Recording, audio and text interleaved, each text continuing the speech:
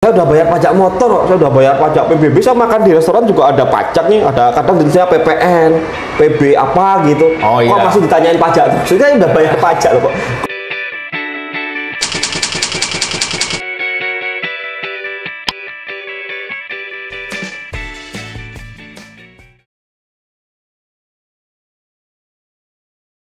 Assalamualaikum warahmatullahi wabarakatuh. Selamat pagi, selamat siang, selamat sore, selamat malam. Di waktu siapa saja kawan pajak melihat podcast ini. Baik, ketemu lagi dengan kami penyuluh PM6 dengan tim Ijo, Indri, Jojo. Di podcast kali ini Pak Indri, mungkin kita akan membahas hal yang agak tidak biasa ya mungkin ya. Kalau dulu teman-teman kita sebelumnya kan sudah membahas hal-hal yang aturan-aturan terbaru gitu ya. ya, Ada yang TER pasal 21, kemarin malah ada pembahasan PPN rumah tapak, sesuatu yang cukup rumit dalam tanda kutip ya. Nah, bagaimana nih episode kali ini kita kira-kira akan bahas apa nih Pak Indri? Oke. Pada episode kita kali ini kita akan membahas hal yang mendasar. Oke, hal yang mendasar, balik lagi. Kembali ke awal. Oke. Kembali ke awal. Apa yang kita bahas hari ini? Ya, ini mulai kewajiban perpajakan mulai dari daftar, hitung, bayar, dan lapor. Oke, kita mulai dari awal banget ya. Dari awal banget. Perpajakan. Iya. Daftar, hitung, bayar, lapor. Baik, kawan pajak, mari kita simak podcast kali ini. Oke, Mas Indri, kita mulai dengan pertanyaan yang mendasar yang sering jadi buatnya. Kenapa sih pajak? Oke, kenapa sih pajak? Ya, Nah, sebelum kita ngomong aturan terlalu panjang lebar, kita mulai dulu dari satu yang sangat basic. Apa sih itu pajak? ya ternyata kan ini kita berangkat ya, Ya. dari kawan pajak yang sudah memiliki NPWP, ya ceritanya kan. Ya. Tapi setelah memiliki NPWP, lalu apa, gitu kan? Jadi Apa kelanjutannya? sudah daftar, sudah punya daftar. kartu BPP. Ya. Tapi bingung mau ngapain habis itu. Nah, lalu apa gitu kan? Mau diapakan gitu kan? Nah, Oke. itulah kenapa kita ambil tema ini, daftar, hitung, bayar, lapor. Kembali ke awal. Kembali ke awal lagi. Itu dari pertanyaan mendasar. Sebelum kita baca itu kita pajak. Nah itu, kita mulai dari awal. Kenapa sih pajak gitu? Oke, kenapa sih pajak? Gini, apa namanya? Kawan pajak semua tentu telah menikmati ya hasil dari pembangunan maupun fasilitas yang dapat dinikmati sehari-hari oleh kawan pajak. Misalkan ada jalan tol, ya kan? Terus ada rumah sakit, mungkin juga yang udah pasti udah fasilitas pendidikan mulai dari tingkat dasar, menengah hingga tingkat lanjut. Yang bos-bos itu ya? Yang bos, yang KJP, yang nah macam-macam lah ya. Kemudian ada BPJS Kesehatan. Nah, itu pastikan ada sumber dananya. Oke. Ya kan? Dari mana tuh sumber dananya kawan pajak? Nah, seperti itu pertanyaan awalnya. Oke. Tentu kawan pajak pernah dengar dong kata-kata APBN. APBN, Anggaran Pendapatan dan Belanja Negara. Tadi saya sempat APBN apa tuh bang gitu. Anggaran Bukan. Anggaran pendapatan belanja negara. Oke. Iya, pernah denger nggak tuh kawan pajak? Tentu pernah denger lah ya, minimal baca lah di sosmed atau di mana. Nah, kalau APBN itu kalau secara istilah ya merupakan pengelolaan keuangan yang setiap tahun ditetapkan oleh undang-undang ya. APBN-nya itu dilaksanakan secara terbuka, bertanggung jawab, serta ditujukan sebesar-besarnya untuk kemakmuran rakyat. Gino, begitu Mas. Terus hubungan sama pajak, APBN, pajak? Oh, kalau kita ibaratkan APBN itu ibarat dompet ya. Oke, APBN dompet. Ya, kita punya dompet toh. Nah, dompet. Di dompet itu ada uang masuk, ya kan? Ya. Nah, itu namanya ketika uang masuk ke dompet APBN itu namanya pendapatan negara. Oke. Nah, ketika uang dalam dompet APBN itu keluar, misalkan untuk fasilitas tadi pendidikan, untuk bangun sekolah, itu namanya belanja negara.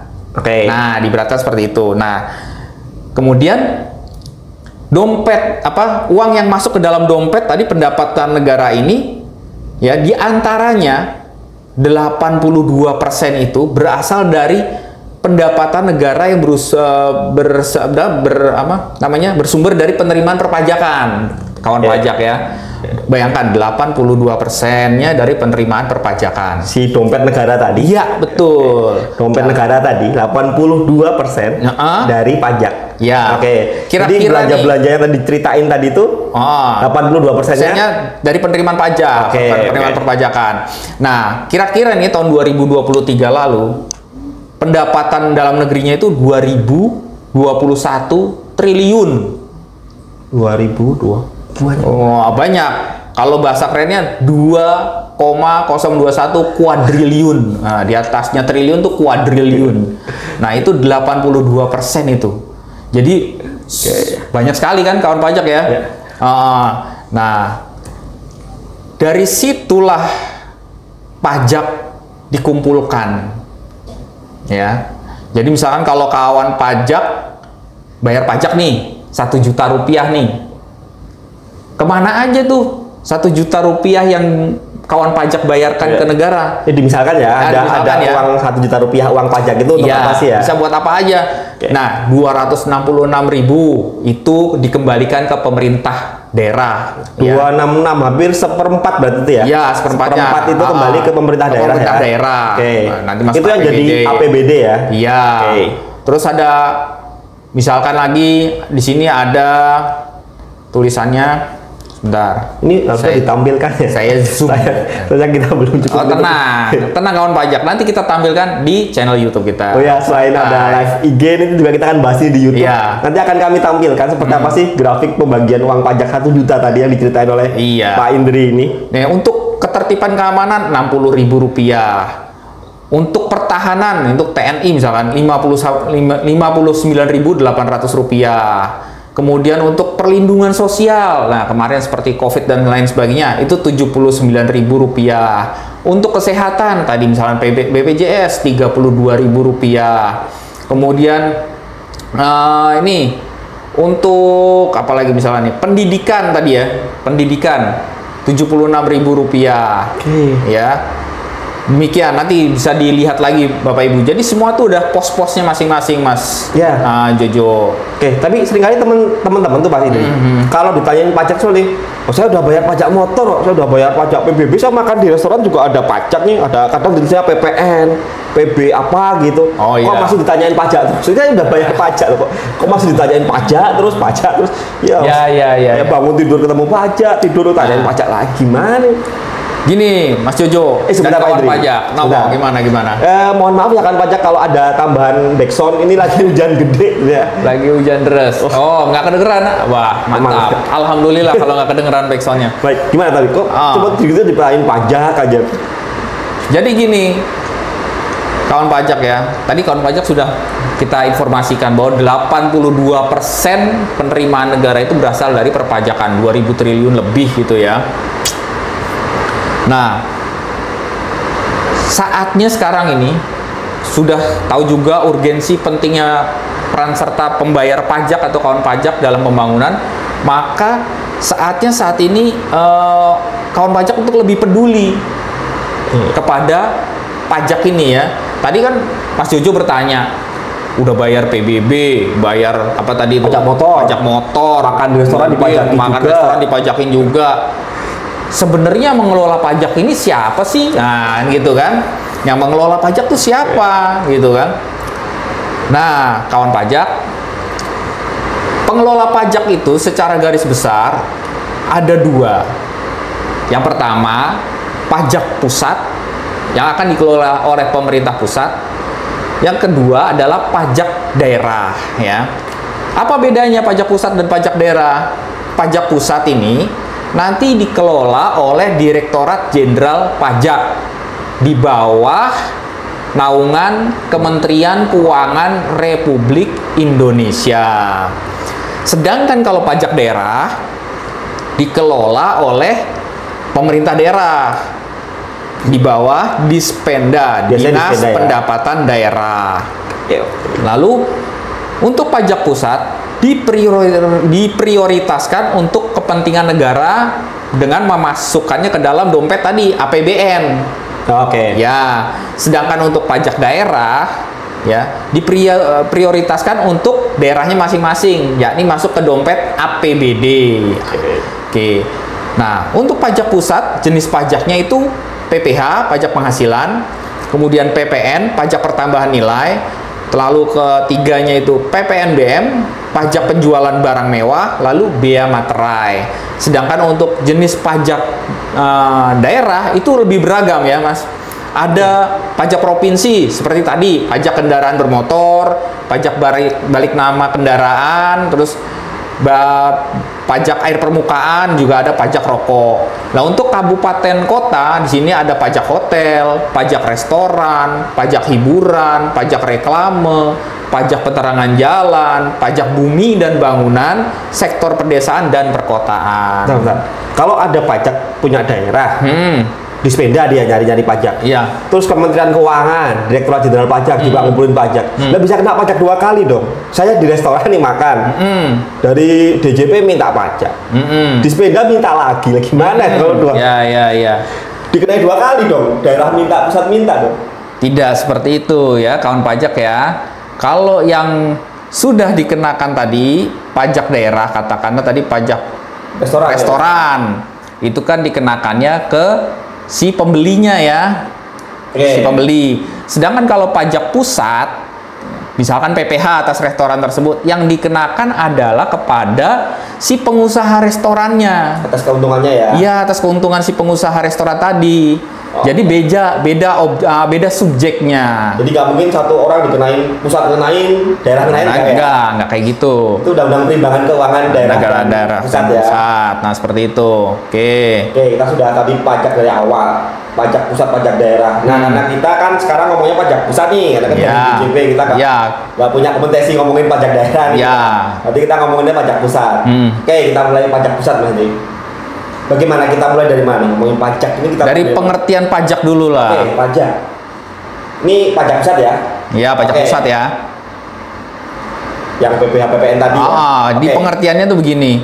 Pajak adalah yang perlu digarisbawahi kontribusi wajib kepada negara yang terutang oleh pribadi atau badan ya, pribadi atau badan yang sifatnya memaksa berdasarkan undang-undang. Jadi kontribusi wajib. Jadi sifatnya pajak pusat itu wajib ya, yang diberikan kepada negara yang dilakukan oleh orang pribadi seperti kita ya, ataupun badan. Badan itu bisa PT, CV, koperasi dan lain sebagainya. Dan itu sifatnya bisa dipaksakan berdasarkan undang-undang. Demikian. Dipaksakan berdasarkan Oke, kita sekarang lebih masuk teknis berarti. Iya. Tadi kenapa alasannya pajak, terus kita sudah bagi ada pajak pusat, pajak daerah biar nggak rancu ya. Iya. Kemudian sudah dimulai dengan pengertian pajak. Ini masuk teknis nih. Kita di Bali ketemunya Pak Indrijan di depan tadi tuh yang sudah punya NPWP, terus mau ngapain? Iya, mau ngapain? Nah, langkah pertama nih, oke lah, pajak. Berarti saya harus ikut serta, tapi bagaimana mulainya? Ya, oke. Jadi untuk melakukan kewajiban perpajakan ada syarat-syaratnya terlebih dulu kawan pajak ya. Nggak semua orang itu langsung, oh kamu warga negara Indonesia, kamu wajib bayar pajak. Oh enggak, nah seperti itu. Ada syaratnya. Syarat yang pertama harus memenuhi syarat subjektif. Ya, yang kedua syarat objektif. Syarat subjektif itu apa? Syarat subjektif itu maksudnya ada orangnya gitu, maksudnya kita gitu kan, orang Indonesia ya? Ada orangnya, ada orangnya, ada badannya, ada PT-nya, ada CV-nya. Nah itu artinya ada subjeknya. Lalu syarat kedua harus memenuhi syarat objektif. Objektifnya apa? Memiliki penghasilan. Memiliki penghasilan. Ya, memiliki penghasilan. Nah, penghasilan yang kita peroleh itu bermacam ragam ya. Ada yang gaji, ada yang bonus, ada yang hasil usaha, ada yang hasil pertanian dan lain sebagainya. Itu, Mas. Kalau sekarang sudah memenuhi persyaratan subjektif tadi, ada orangnya, terus kemudian dia juga memenuhi persyaratan objektif nih, ternyata memiliki penghasilan. Ya. Langkah selanjutnya adalah mendaftarkan diri. Ya. Sudah daftar kan? Tadi kan ceritanya kawan pajak nih sudah daftar nih, udah punya NPWP. Tapi nggak tahu berbuat apa setelah itu kan? Oke, katakanlah kawan pajak di sini semua sudah daftar, saya sudah punya NPWP. Nah, kalau yang kawan pajak belum punya NPWP baru kalau yang belum ya tinggal daftar aja. Gimana daftar? Caranya gampang banget. bisa secara online lewat e-registration. Kawan pajak tinggal aja buka laman pajak.go.id. Nanti di sana ada e-registration. Nah, diklik aja tombolnya sana. Kawan pajak bikin akun, lalu nanti mendaftarkan pajaknya. Ingat ya, menggunakan KTP, siapkan tuh ya. NIK, KTP, siapkan juga alamat email yang valid, lalu nomor handphone yang valid. KTP, email, nomor handphone ya? Ya, gitu. Tinggal isi data di situ. Kalau kawan pajak bingung, tinggal klik channel YouTube Direktorat Jenderal Pajak Republik Indonesia. Ya, di sana tersedia lengkap tutorial cara registrasinya, pendaftarannya. Setelah isi di e-reg, kan di situ selesai tuh. Semua data, alamat, bla bla bla bla sampai bawah, kirim, terus gimana? Dapat nomornya gimana? Dapat nomornya itu nanti ada yang via email, kemudian nanti secara waktu 2 minggu, dalam waktu 2 minggu KPP akan mengirimkan kartu NPWP-nya ke alamat yang terdaftar. Ingat ya, ke alamat yang didaftarkan. Misalkan kawan pajak tidak menerima kartunya, kawan pajak bisa menghubungi KPP setempat, tempat domisilinya berada, bisa datang langsung atau via chat WA, ya. Konfirmasi ya? Konfirmasi dulu masalah pendaftarannya gimana, ya, NPWP-nya seperti itu, gampang. Oke, berarti sudah daftar nih. Ya. Setelah daftar, dapat NPWP, ngapain lagi? Ini dapat mandiri. Nah, oke. Pegang NPWP sekarang. Saya udah pegang NPWP, mau ngapain nih saya ini? Oke. Langkah berikutnya adalah kita menghitung, ya, menghitung pajak atau menghitung penghasilan yang kita miliki, ya. Hitung, oke. Nah, untuk kali ini kan kita tekankan ke orang pribadi UMKM ya, kawan pajak ya, karena kan yang mayoritas itulah gitu kan, yang mayoritas itu. Iya, jadi ya orang pribadi yang karyawan juga banyak, usaha sendiri banyak, tapi UMKM jauh lebih banyak karena sebenarnya. Kalau karyawan sebenarnya karena secara kewajiban pajak mereka setelah dapat BPP di sama kantor ya, Iya. Kantor ya biasanya. Kalau yang untuk karyawan kan biasanya sudah rutin setiap tahun ya, langsung bukti potongnya disediakan oleh kantor, terus kawan pajak tinggal lapor lewat DJP online kan, lewat e-filing, udah biasa lah ya, udah setiap tahun udah rutinitas. Nah, ini yang kali ini yang UMKM nih kita bahas ini. Masuk UMKM. Punya usaha dagang misalkan. Ya. Udah daftar, udah punya NPWP, terus saya ngapain? Nah, ini cara ngitungnya ya. Oke. Cara ngitungnya tuh gampang banget sebenarnya ya. Kalau kawan pajak jadi sistem kita tuh perlu kawan pajak ketahui, sistem perpajakan Indonesia itu sistemnya self assessment. Nah, bahasa kerennya itu. Self assessment. Yang artinya bahasa Indonesianya hitung, bayar, dan lapor sendiri. Ya kan? Jadi kawan pajak itu diberikan keleluasaan untuk menghitung sendiri, kemudian membayar sendiri pajaknya, lalu terakhir melaporkan pajaknya sendiri. Nah, cara ngitungnya untuk UMKM, di konteks UMKM nih ya? Ya, konteks UMKM ya. Caranya gampang. Ya kan gini, UMKM itu kadang kalau dagang misalkan, dia kan cuma nyatet beli berapa, jual berapa, omset berapa gitu kan. Jarang yang sampai detail gitu. Cuma penjualan hari ini berapa. Jadi dicatat ya kawan pajak ya. Penghasilan kawan pajak setiap bulannya itu berapa? Misalkan bulan Januari, Februari, Maret, April, terus sampai Desember itu dihitung per bulan. Omsetnya berapa? Dicatat aja. Nah, untuk omset yang sampai dengan 500 juta rupiah, itu kawan pajak tidak dikenai pajak. Jadi nggak perlu bayar pajak tuh yang omsetnya di bawah 500 juta. Kalau saya dagang, ya, omset saya di bawah 500 misalkan, Januari cuma dapat 100 juta, Februari 100 lagi, ya rata-rata 100 lah. Ini bukan agak lumayan gede berarti. Wah, gede dong kalau segitu mah di atas 500. 50 juta, omsetnya 50 juta sebulan, dikurangin. Lah, 600 masih kena. Kan 600 juta. Kalau 50 kali 12 bulan? Oh, jadi batasannya selama omset di bawah 500 juta, ya, itu belum bayar pajak ya? Ya. Misal tadi saya punya rata-rata 50 juta sebulan. Di total setahun 600 juta kan berarti. Ya. Itu ngitungnya gimana berarti ngitungnya? Ngitungnya gampang banget ya. Tinggal tadi 600 juta dikurangi 500 juta. Karena yang 500 tidak Ya kan 500 kan nggak kena pajak. Ya. Omset 600 juta dikurangi 500 juta sama dengan 100 juta. Yang 100 juta ini dikalikan 0,5%. Oke, 500 juta kali 0,5%. Berapa itu? Nah, 500.000 kurangin 500 500 kan tinggal 100. Iya. Dikalikan 0,5%. Cuma 500.000. Oke. Jadi dari usaha yang omsetnya 600 juta itu kewajiban pajaknya hanya 500.000 rupiah saja. Jadi ringan banget kawan pajak. Terus juga kawan pajak jangan lupa ya, untuk dapat menikmati tarif untuk UMKM yang 0,5% ini, kawan pajak tadi setelah membuat NPWP harus juga membuat e-fin, lalu harus bisa login ke djponline.pajak.go.id.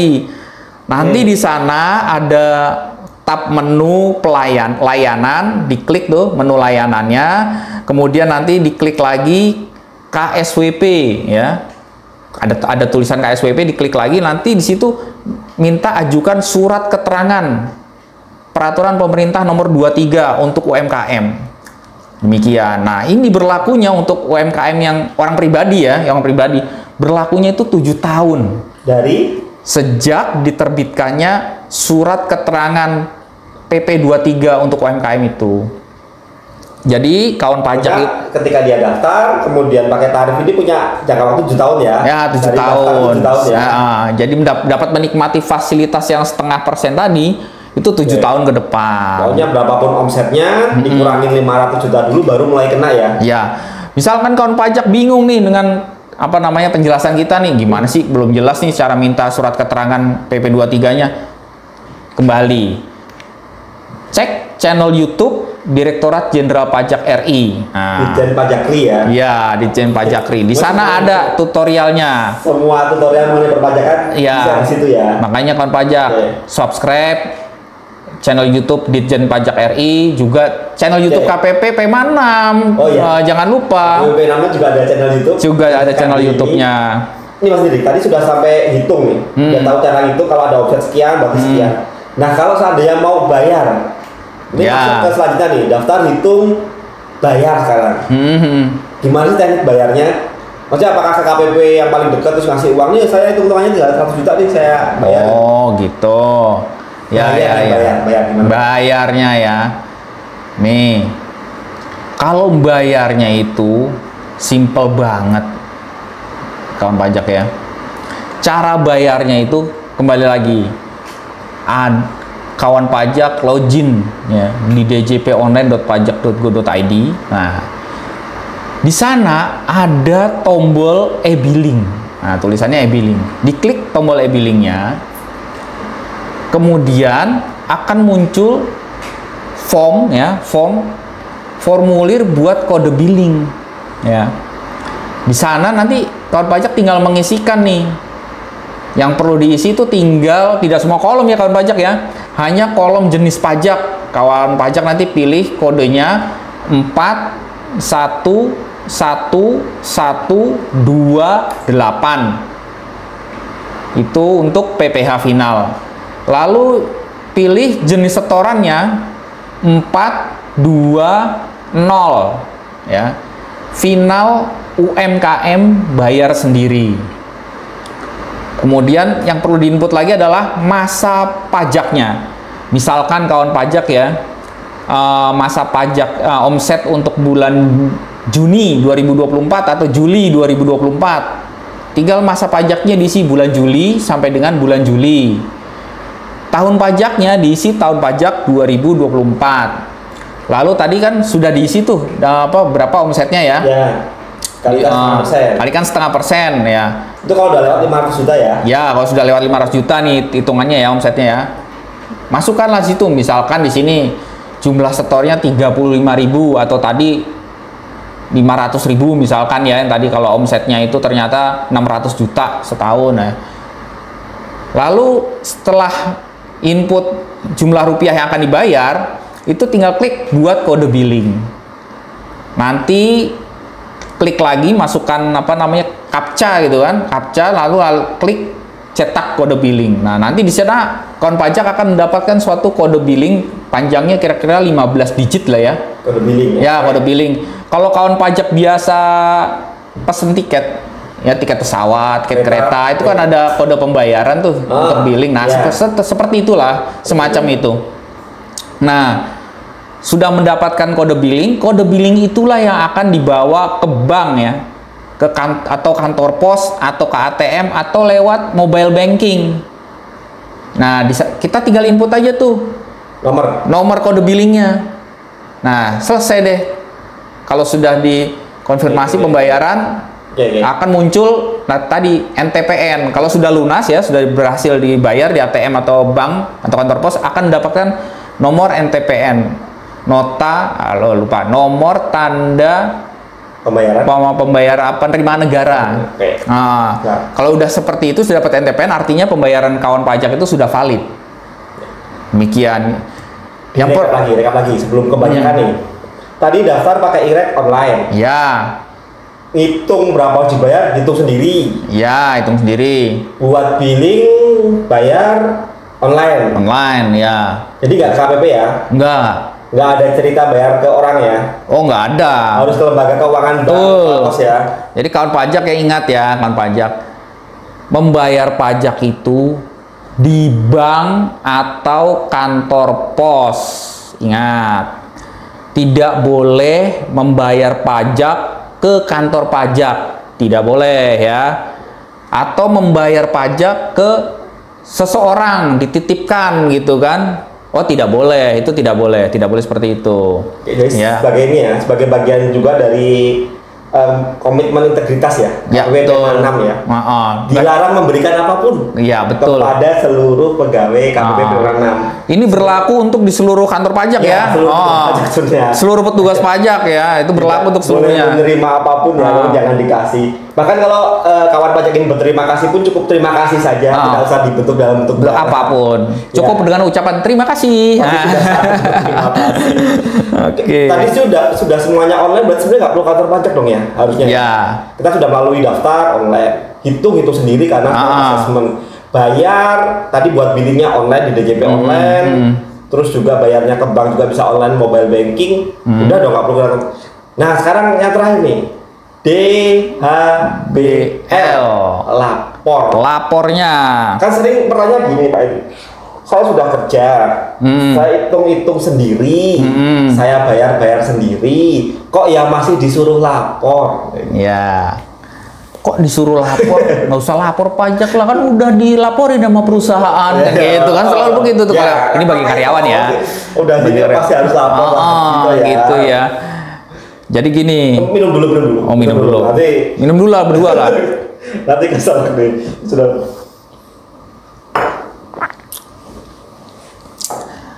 Agak berat nih pertanyaan terakhir, Pak. Gimana? Pertanyaan udah. Kalau pertanyaannya nggak berat. Yang paling berat tuh menggerakkan hati kawan pajak untuk lapor. Kenapa sih harus lapor? Itu yang menggerakkan hati itu hanya yang maha kuasa itu. Mas udah online, lapor, jangan-jangan lapor suruh kantor pajak? Enggak juga ya. Semua disediakan secara online lewat djponline.pajak.go.id. Jadi kawan pajak lapor pajaknya pun online. Cukup di mana saja asal ada handphone, ada internet atau komputer. Nah, gitu. Kalau karyawan, biasanya kan kalau lapor setiap akhir tahun dikasih bukti potong tuh. Ya. Bukti potong terus tinggal lapor. Nah, kalau yang UMKM? Kalau yang UMKM tadi, kawan pajak tinggal bikin rekap aja tuh. Direkap dari Januari sampai Desember, di total penghasilannya berapa. Rekapannya itu bisa difoto, bisa di-scan gitu ya. Nanti kawan pajak tinggal masuk ke DJP online, nanti ada tombol itu tulisannya e-form. E-form ya. E-formnya itu tinggal diklik, nanti tinggal di-download e-formnya. Secara elektronik form itu, formnya nanti kawan pajak tinggal isi aja. Sepanjang kawan pajak ya, tapi ini ngisinya harus pakai laptop ya untuk saat ini ya. Oh ya. Kalau e-form harus menggunakan laptop, menggunakan Adobe Acrobat Reader DC ya. Ya. Tapi kalau bagi kawan pajak yang tidak memiliki laptop, silahkan menggunakan e-filing. E-filing kan masih tetap disediakan tuh e-filing. Ya. Nanti tinggal mengisinya menggunakan pertanyaan-pertanyaan seperti kuesioner misi SPT-nya. Jadi bisa lewat gadget atau handphone. Tapi di case UMKM ini kalau pakai e-form harus in dulu. Ya. Nah, dua cara pengisian itu, mau pakai e-form, pakai e-filing, itu semua tutorialnya lengkap tersedia di channel YouTube Ditjen Pajak Republik Indonesia. Jadi semuanya online, kalau ada bingung silakan mengakses Ditjen Pajak RI. Di sini semua ada tutorialnya ya. Iya, cara ngisinya, cara downloadnya. Kalau ada troubleshootingnya bagaimana. Tapi jangan khawatir kawan pajak. Kami di KPP, di kantor pelayanan pajak di seluruh Indonesia, siap membantu kawan pajak bila menemui kesulitan. Ya. Untuk awalan nggak perlu langsung datang.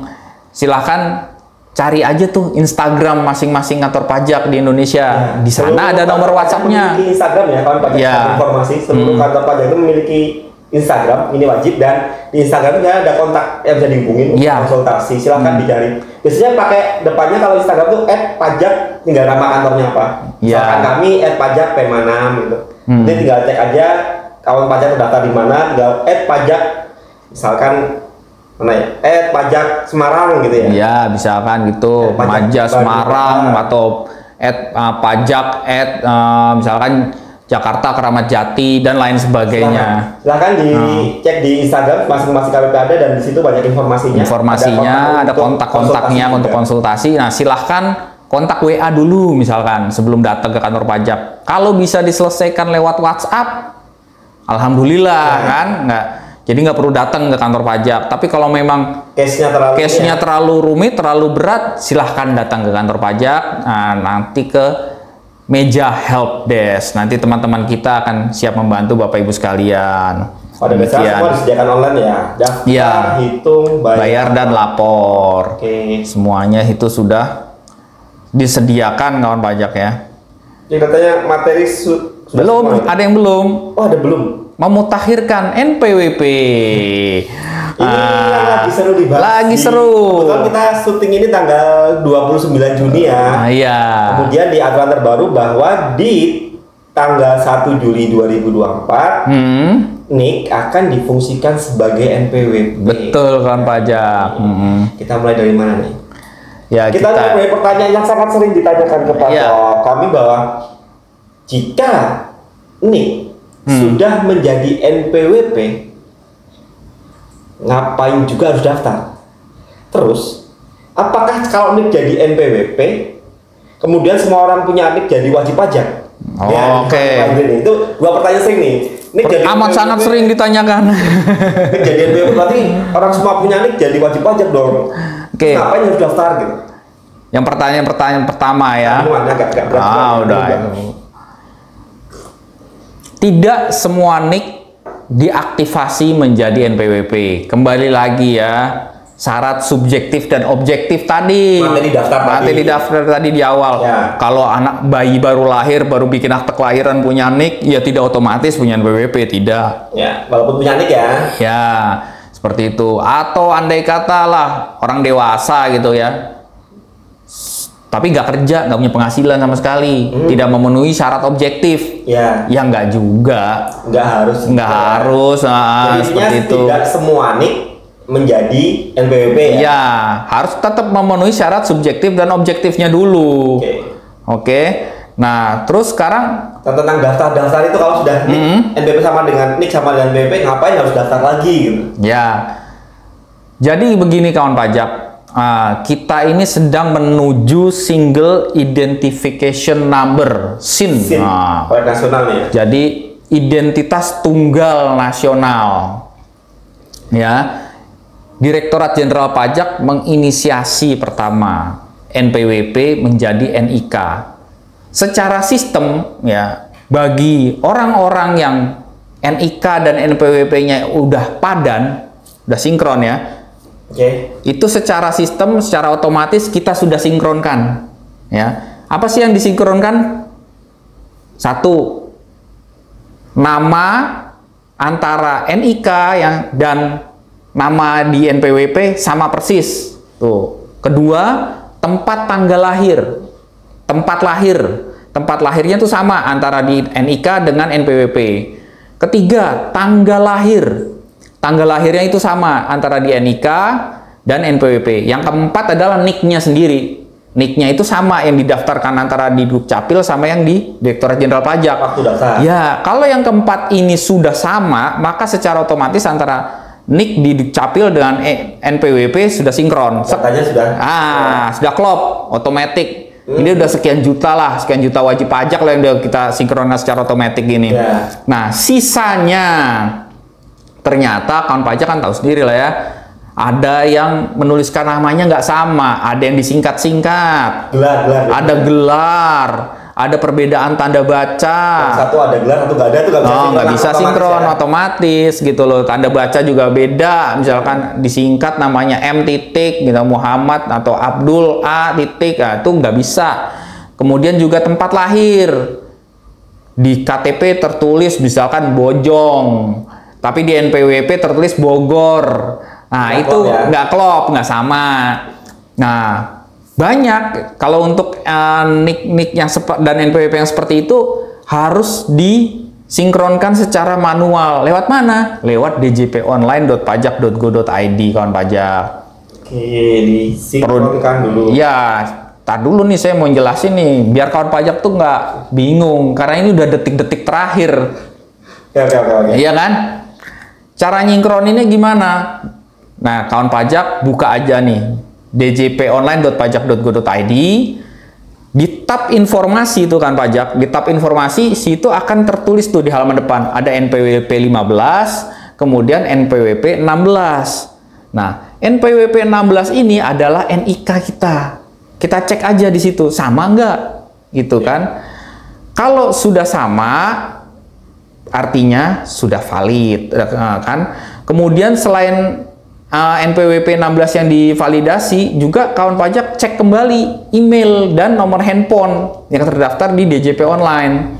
Apa masih valid atau ada perubahan? Oke. Kalau ada perubahan, silahkan kawan pajak klik ubah profil, ya, diupdate lagi tuh alamat email sama nomor handphonenya. Nah, apabila kawan pajak nanti klik profil nih, diklik profil di pojok kanan bawah itu ada tulisan nih, cek validasi data. Nah, kawan pajak tinggal klik doang, klik validasi. Apabila NIK dan NPWP yang kawan pajak miliki itu sudah valid, maka akan muncul centang biru, tulisannya valid. Oke. Semudah itu, tinggal klik aja, tinggal klik, nah selesai. Nah, tapi belum. Kawan pajak masih bingung, ada di sini tampilannya ya. Nanti kita tampilkan di sini nih. Kita tampilkan, tenang aja. Maaf, di IG Live ini kami belum bisa menampilkan, tapi nanti di yang YouTube kita tampilkan lah. Yang kami sampaikan. Ya. Nah, kemudian tidak berhenti di situ kan pajak. Di Undang-Undang Harmonisasi dan harmonisasi peraturan perpajakan ada istilah baru. FTU, Family Tax Unit. Oke. Nah, Family Tax Unit. Kawan pajak tadi setelah masuk ke DJP Online, terus ke klik data profil, setelah memvalidkan NIK-nya sendiri, klik lagi tab anggota keluarga. Ini khusus ya untuk kawan pajak yang memiliki tanggungan, ya, selain diri kawan pajak sendiri. Nah, di tab anggota keluarga tadi, kita klik tambah, masukkan daftar tanggungan kawan pajak sesuai dengan kartu keluarga, ya. Misalkan ya, jadi tanggungan misalkan saya seorang ayah, punya istri dan 2 orang anak. Nah, itu NIK-nya, nama, tanggal lahir, tempat tanggal lahir kita input di situ. Harus sama persis seperti yang tertulis di kartu keluarga kawan pajak ya. Jadi tidak boleh singkatan. Kalau di kartu keluarga itu disingkat ya tulis singkat. Tapi kalau panjang. Tidak boleh ada salah satu karakter pun saat menginputnya. Nanti kita klik validasi. Kalau sudah valid artinya seluruh anggota keluarga kita itu NIK-nya sudah valid, ya. Jadi suatu saat misalkan istri kita bekerja nih, Ya misalkan istri kita Ya. bekerja di suatu perusahaan, dia tinggal menginputkan NIK-nya saja, gitu. Nanti akan data-data perpajakan akan otomatis Connect ya. connect dengan suami, seperti itu. Atau anak-anak sekarang, anak-anak kan banyak sekarang tuh punya penghasilan dari YouTube, dari mana-mana kan. Ya. Nah itu juga sama seperti itu. Oke. Ini sudah 40 menit ya, Pak Indri. Ini mau kita lanjutin atau gimana nih? Udah 40 menit ya, kita sudahi saja. Silakan Mas Jojo. Baik kawan pajak, terima kasih telah menyaksikan podcast kami dan tibalah di akhir acara. Seluruh materi sudah disampaikan ya Pak Indri ya. Ya. Nanti jika ada yang masih bingung seperti tadi Pak Indri bisa lihat di Ditjen Pajak RI gitu ya YouTube-nya. Ya, YouTube-nya. Karena semua sudah online, juga sudah ada tutorialnya lengkap, ada semua tutorial di Ditjen Pajak RI. Dan juga untuk channel YouTube kita, Oh iya, dipromosikan dong. Jangan lupa untuk selalu mengikuti media sosial kami di Instagram di @pajakpemanam atau di YouTube ini @kpppemanam. Oke, akhir kata terima kasih. Wassalamualaikum warahmatullahi wabarakatuh. Pajak kuat, APBN sehat.